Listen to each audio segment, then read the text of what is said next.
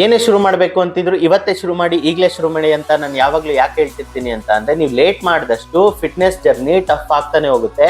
ಈಗ ಒಂದು 5 kg reduce ಮಾಡಬೇಕು ಅಂದ್ರೆ ನೆಕ್ಸ್ಟ್ 3 to 6 months ಅಲ್ಲಿ 10 kg ರೆಡ್ಯೂಸ್ ಮಾಡಬೇಕಾಗುತ್ತೆ.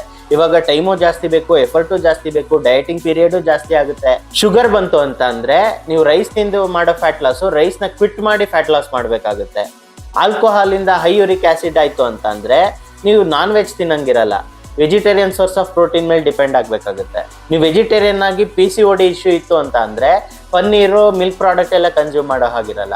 ನಿಮ್ಗೆ ಹೈ BP ಬಂತು ಅಂತ ಅಂದ್ರೆ ಡಯಟಿಂಗ್ ಪೀರಿಯಡ್ ಅಲ್ಲಿ ಲೋ ಎನರ್ಜಿ ಆದಾಗ ಆ ಬ್ಲ್ಯಾಕ್ ಕಾಫಿ ಕುಡಿದು ಎನರ್ಜಿ ಹೈ ಮಾಡ್ಕೋಬಹುದಾಗಿತ್ತು. ಈಗ ಆ ಆಪ್ಷನ್ ಇರಲ್ಲ. ಈ ಒಂದು ವಿಷಯನ ಪರ್ಸನಲ್ ಎಕ್ಸ್ಪೀರಿಯನ್ಸ್ ಇಂದ ಹೇಳ್ತಾ ಇರೋದು. ನಾನು 70 kg ಇರುವಾಗ 66 kg ಗೋಲ್ ಇತ್ತು. ಅವಾಗ ಸ್ವೀಟ್ ತಿಂದು ವೆಯ್ಟ್ ಲಾಸ್ ಮಾಡ್ತಾ ಇದ್ದೆ. ಈಗ 75 kg ಆಗಿರೋದ್ರಿಂದ ಸ್ವೀಟು ತಿನ್ನಂಗಿಲ್ಲ, ಬೇಸಿಕ್ ಫುಡ್ ಅಲ್ಲೂ ರಿಸ್ಟ್ರಿಕ್ಷನ್ ಮಾಡ್ಬೇಕಾಗುತ್ತೆ. ಹೀಗ್ ಮಾಡೋದ್ರಿಂದ ಎನರ್ಜಿ ಲಾಸ್ ಆಗಿ ಬಾಕ್ಸಿಂಗು ಡ್ಯಾನ್ಸು ಹೋಗಕ್ಕಾಗ್ತಾ ಇಲ್ಲ.